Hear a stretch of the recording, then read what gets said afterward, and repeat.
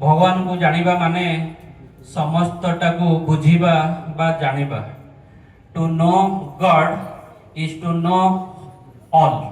भगवान को जे जाने से समस्त किछिटा को जाने आ समस्त किछिटा को मध्य बुझिबा को सक्षम हुए।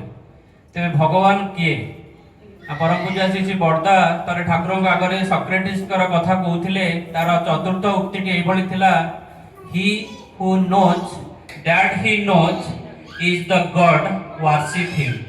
जे जानती जे से सबु जानती बोली से ही हेउचंती भगवान, तांको आराधना कर। ताले भगवान जेतले आसंती ए मानव देह धरी लीला प्रकट करंती, आपनी आचरी धर्म जीवेरे शिखाए से निज आचरण करी मनुष्य को शिक्षादान करती किभली भाबरे बंचिबाकू हबो बढ़िबाकू हबो एवं ए जो मानव जीवन दुर्लभ जीवन ए जीवन को किभली उपभोग करबाकू हबो ताहार टेक्निक तार कौशलटा सद्गुरु जेभली दियंती आउ कोनोसी समसामयिक महापुरुषंक ठारू किंतु सेभली किछि मिली न थाए। सेदिपई जगतर समस्त ऐश्वर्य जानिबा भल पाइबा और कर्म जहाँ भितर सहज आउ उच्छरित आउ जहाँ प्रति आसक्ति रे मनुष्यर विच्छिन्न जीवन आउ जगतर समस्त विरोधर चरम समाधान लाभ हुए से ही मनुष्यर भगवान।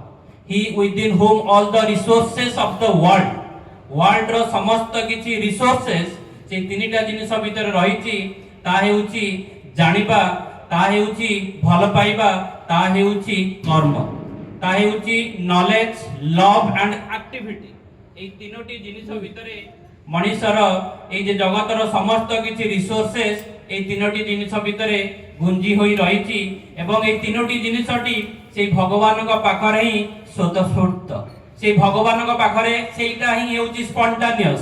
जेतिबे आमे माने परम भाग्यवान, आमे भगवान को सद्गुरु को विश्वगुरु को विश्व पिता को परम पुरुष को निजर जीवन रे आराध्य देवता बा गुरु रूप रे प्राप्त होइछे। आठारु बड़ प्राप्ति आउ किछि न थाए। सेतिबे आमे माने जेते बड़ प्राप्ति आम मानकर जीवन रे घटिछि, आम मानकर जीवन जे दुर्लभ जीवन मानव जीवन हेउछि दुर्लभ जीवन, ए जीवन को किभली भाबरे उपभोग करिबाकू हुए तार कौशल परम प्रेममय श्री ठाकुर आसी आचार्य परंपरा क्रम रे आज मध्य तांकर लीला चलीछि। अद्यावधि करे लीला सेही गोरा राय कन कन भाग्यवान देखिबाकू पाए। ताले तांकर लीला एबे मध्य चलीछि, एई मुहूर्त रे मध्य चलीछि। तांकर लीला को देखिबाकू हेले मनुष्य भितर सेही भक्ति भावर टिके जागृत करिबाकू पड़िबो, कारण से भक्ति मिश्रित ज्ञान ही मनुष्य को सुख और समृद्धि प्रदान करिबो। सेही श्रद्धा मिश्रित ज्ञान ही मनुष्य को चकिस्मान करी गढ़ी तोड़िबो।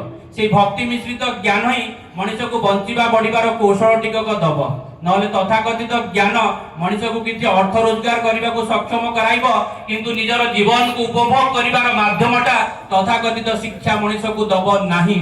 सेतिपई परम प्रेममय श्री ठाकुर आसीचंती समस्तक जीवन को दुर्लभ जीवन रे रूपांतरित करबा ही हेउची तांकर लीलार एकमात्र काम्य।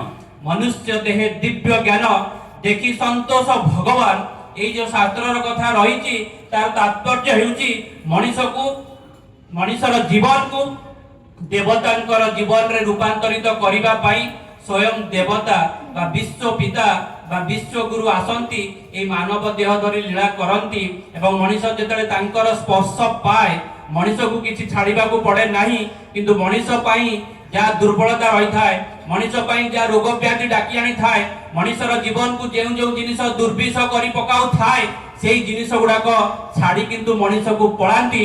मनुष्य जेतले तांकर स्पर्श पाए, मनुष्य जेतले जोटा भजन रे बोला होतला, मनुष्य जेतले से सद्गुरु, मनुष्य जेतले से सत्संग, मनुष्य जेतले से सतनाम रो शरण निये आउ ताको बुझिबा को किछि मात्रा रे सक्षम हुए, सेतेबेले ही मनुष्यर जीवनटा दुर्लभ जीवन रे परिणत हुए। हमर सम्माननीय विभूत दादा अछंती, परिचालक दादा अछंती, तांको ठारू आमे माने सुनिबा एवं प्रिय परम को धरी आमानकर जीवन को जोटा आचार्य देव चाहिचंती आनंदमय जीवन रे रूपांतरित करिबा, दुर्लभ जीवन रे रूपांतरित करिबा, सेइटाई हबो आम मानकर एकमात्र काम्य।